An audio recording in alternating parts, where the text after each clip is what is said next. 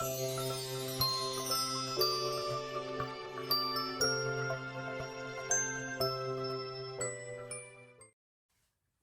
안녕하세요. 책으로 승부입니다.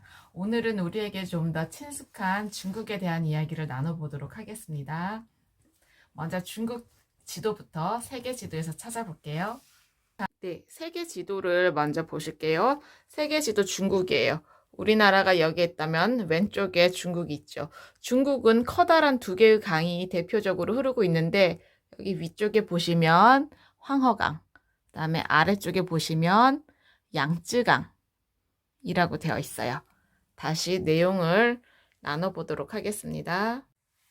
네, 고대 중국에 대해서 알아보게 되면 처음에 메소포타미아 지역 사람들이 티그리스 유프라테스 강 사이에서 살기 시작했던 것처럼 중국도 강에서 살기 시작을 했던 거예요.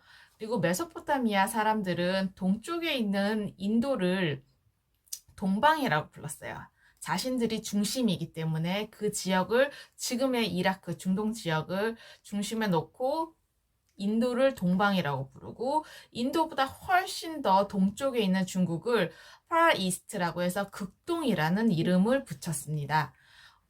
중국 사람들하고 이 비옥한 초승달, 그러니까 중동 지역의 사람들에 대해서는 그러니까 메소포타미아 지역이죠. 그때 당시에 서로 아는 게 없었어요. 그렇지만 삶은 비슷했던 모양이에요. 그들도 강에서 살았고 강에서 농사를 지으면서 살았던 거죠.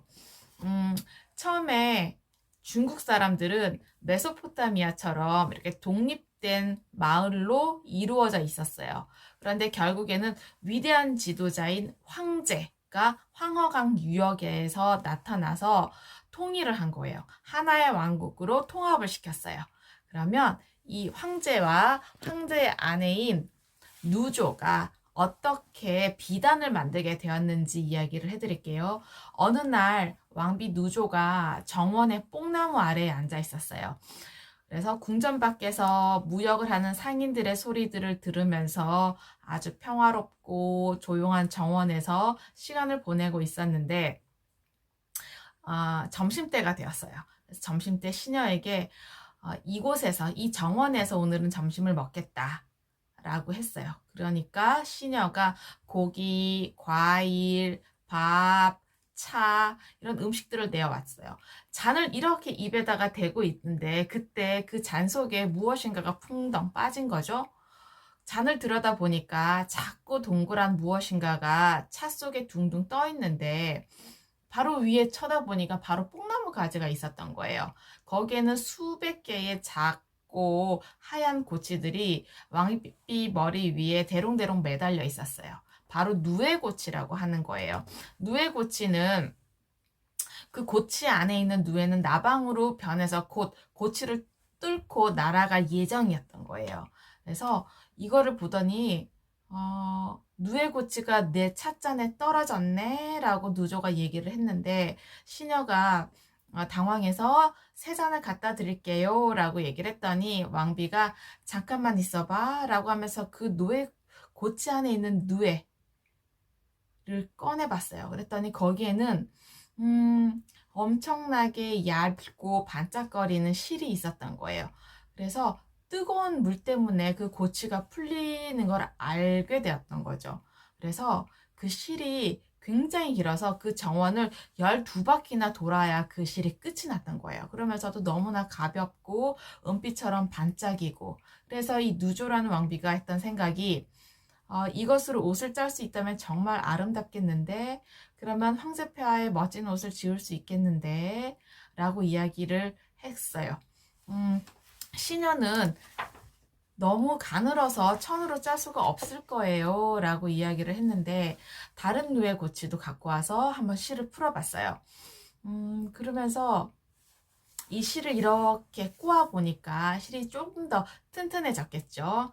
왕비는 길쌈하는 여자, 그러니까 천을 짜는 여자를 불러다가 이 실로 천을 짤 수 있겠느냐라고 했더니 길쌈하는 여자가 처음 보는 실입니다. 한번 해보겠습니다. 그래서 실을 갖고 가서 햇빛에 반짝이는 물처럼 영롱한 그런 빛나는 천을 짰어요.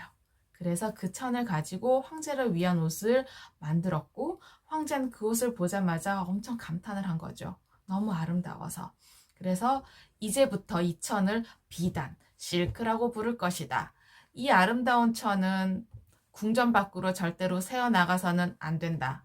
왕실 가족만이 누에 고주로 만든 이 소중한 보물에 대해서 알고 있을 것이다. 그래서 중국은 비단으로 유명해진 나라로 알려져 있습니다. 네, 이제는 은나라에 대한 이야기를 할 거예요.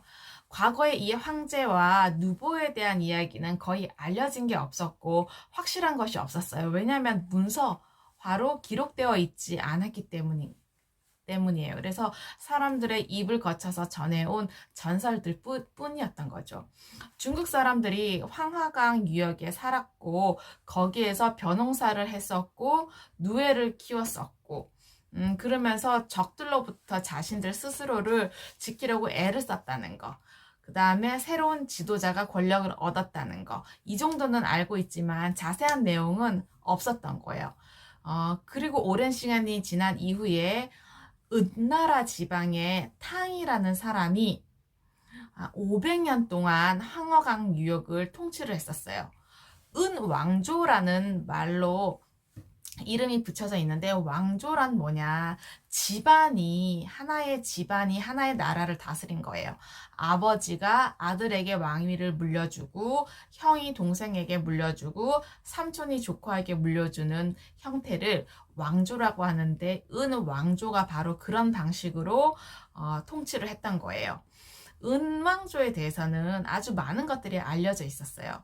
은나라에서는 청동을 사용을 했고, 그 청동으로 무기를 만들었고, 벼농사를 할 때 쓰는 농기구를 만들었고, 바퀴를 만들었어요. 그리고 연장도 만들었고, 나무보다 훨씬 더 튼튼한 청동으로 만들어졌다는 사실을 우리는 알고 있어요. 그 이유가 뭐냐, 은나라에서는 글자를 사용했던 거예요. 글자. 상형 문자라고 이야기를 하는데, 상형 문자는 픽토그램이라고 해서 picture 할 때 그림과 그램은 문자라는 뜻이에요. 그래서 그림으로 문자를 만든 그 상형 문자로 간단한 의사소통을 했었고 편지를 쓸 수가 있었어요. 그래서 지금까지도 그 역사적인 이야기가 전해져 내려오고 있습니다. 네. 고대 중국에서는 대부분의 사람들이 농사를 지었어요. 곡식을 재배하기도 하고 쌀을 키우기도 하고, 그 다음에 돼지나 닭, 소 같은 동물을 키우기도 했어요. 중국은 이집트나 메소포타미아의 메마른 땅과는 달랐기 때문에 쌀을 키우기 적합했던 거예요. 황허강 근처에 있는 농경지는 그 땅이 강에서 범람한 강물들로 인해서 여러 달 동안 물기를 품고 있었기 때문에 벼들이 잘 자랄 수가 있었어요. 그래서 논에서는 발목까지 물이 찰 정도로 남아있고, 그 물에서 아버지와 아들이 벽실을 심고 그 다음에 그 바닥에 있는 돌멩이를 골라내면서 쌀을 키울 수가 있었습니다. 이 사람들은 홍수가 일어나거나 가뭄이 들게 되면은 쌀 농사를 지을 수 없잖아요. 그래서 이 사람들에게는 어떻게 하면은 홍수로부터 보호할 수 있을까? 그런 고민을 하면서 농사를 지었다고 합니다. 네.